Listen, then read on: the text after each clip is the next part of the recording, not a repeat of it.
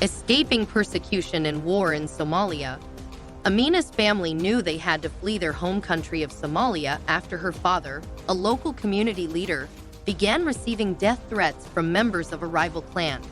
Somalia had been embroiled in civil war for decades, and violent clan conflicts were claiming countless innocent lives. Amina's parents worried their children would get caught in the crossfire or be recruited into militias if they stayed. After her father went into hiding, Amina, her mother, and 3 younger siblings made the desperate decision to escape. They began a long and dangerous journey, mostly on foot, aiming to reach the nearest refugee camp over the border. Amina recalls walking for weeks through hot, arid landscapes, foraging for food and water along the way. Her baby brother fell extremely ill, but they had no medicine or access to medical care.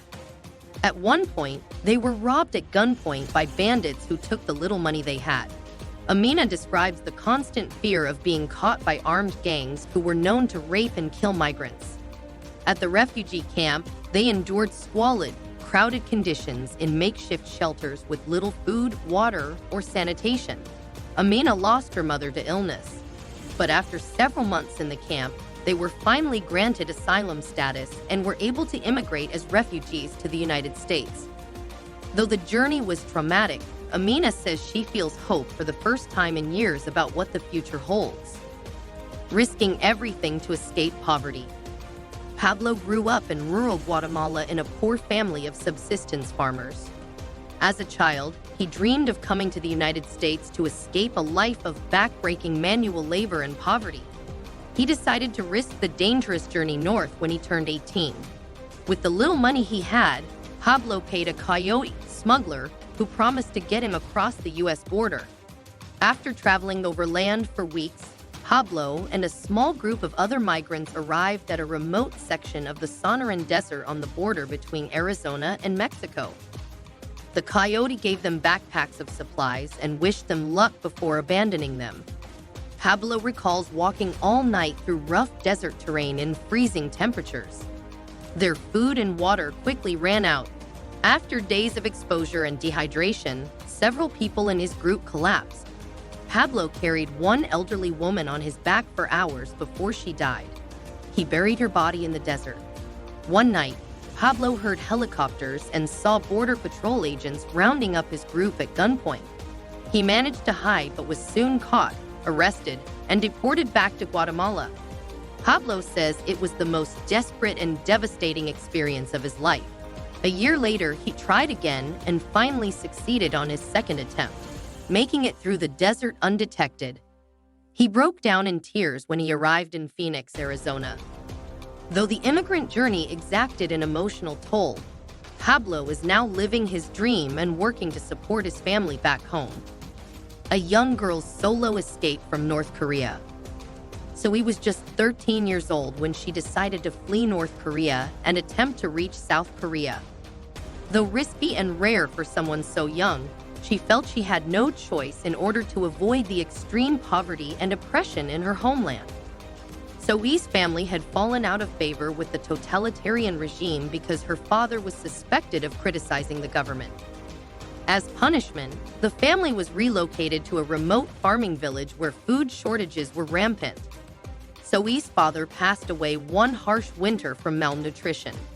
She and her mother made a plan to escape across the heavily guarded North Korean border into China. From there, she would try to reach the South Korean embassy. One night, Soe slipped away in the darkness. She walked for miles evading armed border guards with orders to shoot defectors on sight.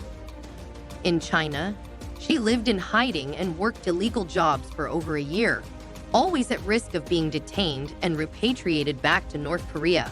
After saving enough cash, she connected with an underground network that smuggles North Koreans through Southeast Asia to nations that offer asylum. Soe endured a perilous 3-month journey traveling on buses, boats, and foot through Laos and Cambodia. After seeking refuge at the South Korean embassy in Thailand, she was finally granted permission to immigrate to Seoul. Soe calls her daring escape and newfound freedom a miracle. Though still haunted by painful memories, She is excited about the prospect of an education and future in a democratic society. Seeking refuge from gang violence in Central America, Miguel recalls how his once tranquil hometown in El Salvador was overrun by MS-13 and other ruthless gangs warring over territory and the drug trade. Schools closed and streets became battle zones.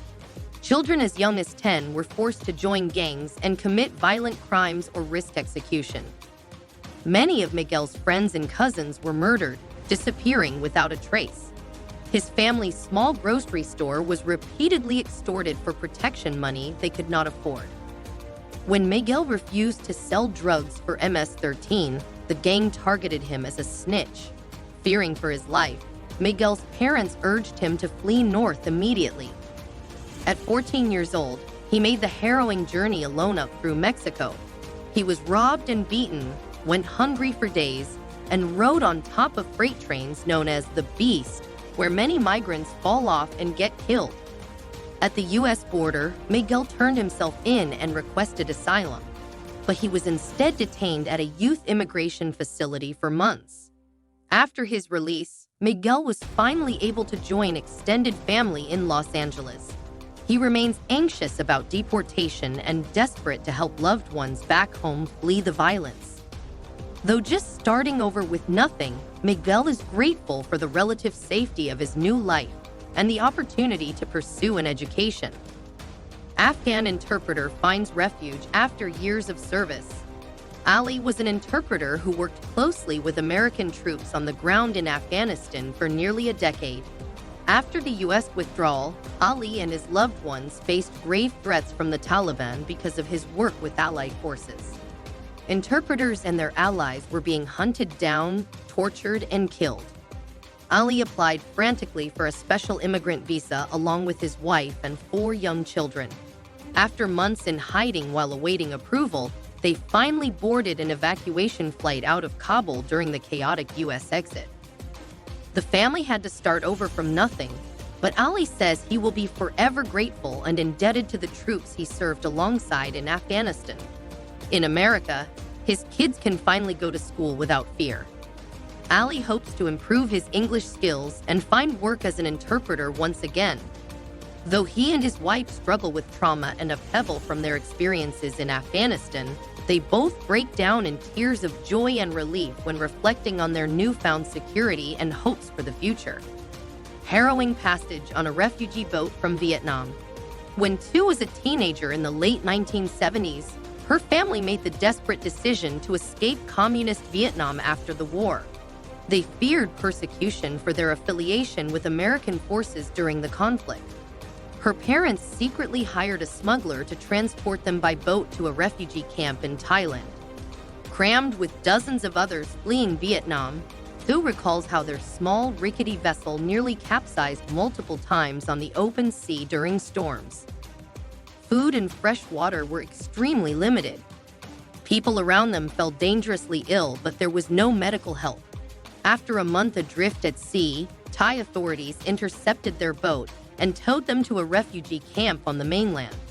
The camp was dirty, cramped, and chaotic, but Tu says it felt like heaven after their harrowing journey from Vietnam. She and her family spent nearly a year being processed before finally being granted asylum in the United States. The voyage from Vietnam defined Tu's life, setting her on a path that led to American citizenship and a successful career as a doctor. When she reflects on how far she has come, Tu says she is eternally grateful for the sacrifice and bravery her parents showed in pursuit of a better future for their children. Immigrants across the globe embark on difficult, often life-threatening journeys in pursuit of a better quality of life and freedoms for themselves and their families. Their dramatic stories of struggle showcase the human spirit's remarkable capacity for resilience, sacrifice, and hope. While the immigrant experience is fraught with barriers and challenges, those who persevere demonstrate incredible courage and determination. Their tales provide a multifaceted understanding of what so many endure in order to have a chance to live without fear, poverty, or oppression in a new homeland.